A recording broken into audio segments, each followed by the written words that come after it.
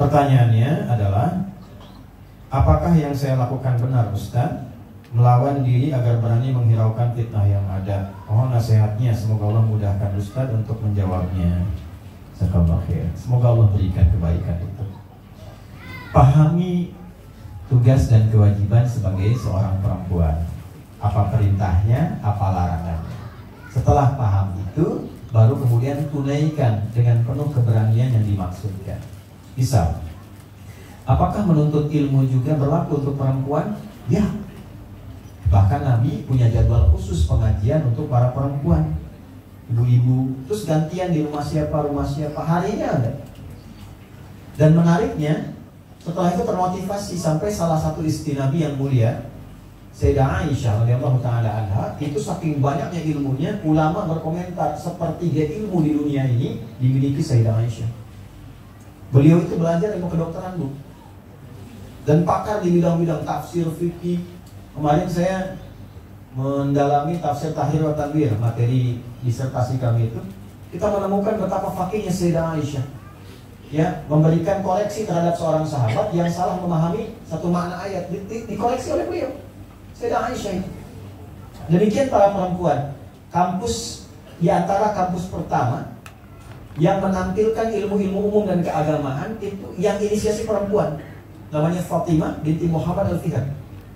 Ya, beliau buat itu di Kairawan yang ada di Fes di Maroko, karena asal Kairawannya di Tunisia. Saya pernah kunjungi. Jadi di Tunisia itu ada Zaituna yang sudah lama, universitas lebih lama dari Al-Azhar. Agak ke dalam dikit ada Kairawan, ada masjid itu desainnya seperti Masjidil Haram. Jadi kebuka, tengah-tengahnya itu ada gundakan tinggi sampai ke atas, beberapa gundakan seperti ini.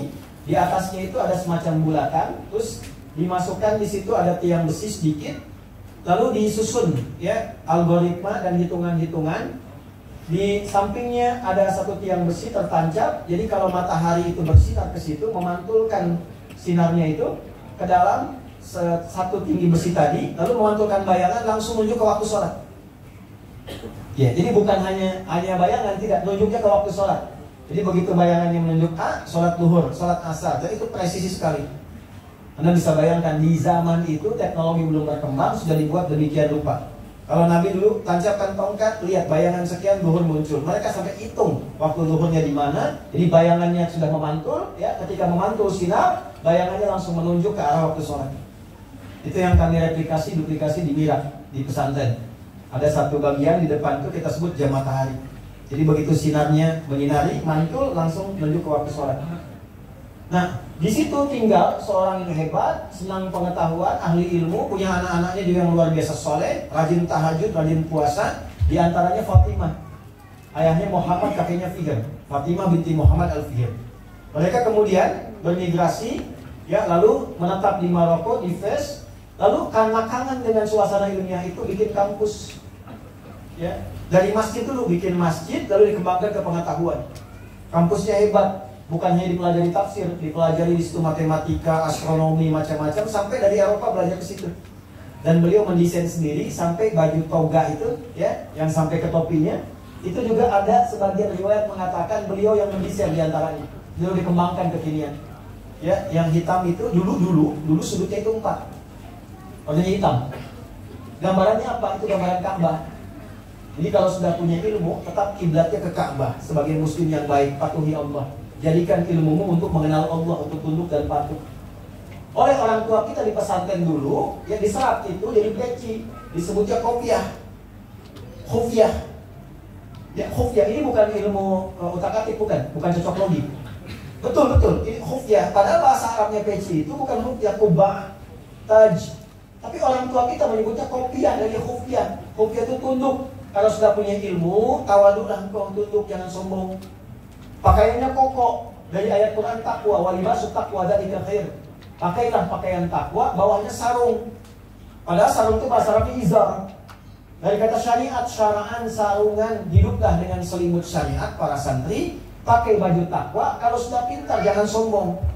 Melangkahlah karena Allah yang baka dengan penuh keyakinan. Baka dan yakin disingkat bakyak. Betul.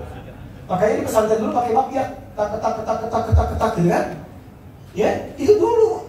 Orang tua kita itu, demi Allah saya katakan sekali lagi itu, orang tua kita itu gak banyak ayat, gak banyak dalil, diberikan hikmahnya cepat, dilakukan jadi. Orang-orang dulu baik-baik, jadi dulu. Kalau ulama-ulama betulan, kalau pejabat-pejabat yang tawadhu, ya, kayak Haji Agus Salim, Masya Allah tuh, ya, ilmunya, keluasannya, ketawaduannya, kehebatannya, luar biasa, dan jadi inspirasi. Bung Hatta yang dimakamkan di sini, kejujurannya, integritasnya, keteguhannya, Masya Allah. Jadi betul. Dan kalau bilang sesuatu, orang dengar, orang kerjakan. Bung Hatta itu kalau pulang, ya, terus beliau itu pidato, orang dengar, ingin mengerjakan seperti Bung Hatta bilang itu. Siapa yang menggetarkan kalimat itu? Ya, bisa sampai diterima, pengen dikerjakan. Nah itu berani. Nah kembali ke pertanyaan ini, ya, kalau Anda masuk ke ranah-ranah itu, perempuan pengen belajar. Nanti tinggal belajar apa yang boleh, apa yang tak boleh. Bagaimana keluarnya, penampilannya bagaimana supaya menjaga bebas dari fitnah. Ya, jangan tabarruj. Apa itu tabarruj? Menampakkan sesuatu, mencari perhatian orang makhluk. Cari perhatian Allah, lawannya ihsan. Ya, wala tabarrujna tabarruj jahiliyatil ula. Itu khusus perempuan. Keluar misalnya pakaian sewajarnya supaya Allah senang. Jangan keluar supaya orang senang melihat saya, Masya Allah, gitu ya. Pakai kerudungnya pink, bajunya biru, bawahannya hijau, kan? Hah? Terus pakai perhiasan di tangan emas 2 kilo misalnya, kan? Begitu mau nulis, itu. Nah, ada fitnah itu, ada fitnah yang melekat pada diri kita, tantangan kehidupan. Demikian kalau bekerja juga, silakan. Nah pasti setiap pekerjaan ada ujiannya, ada tantangan. Nah itu dilawan. Sama kesini juga ada ujiannya, ke masjid ada tantangannya. Semua hidup itu nggak ada yang nggak ada masalah. Masalah itu mengkonfirmasi kesungguhan kita dalam menjalani hidup, termasuk mengabulkan cita-cita.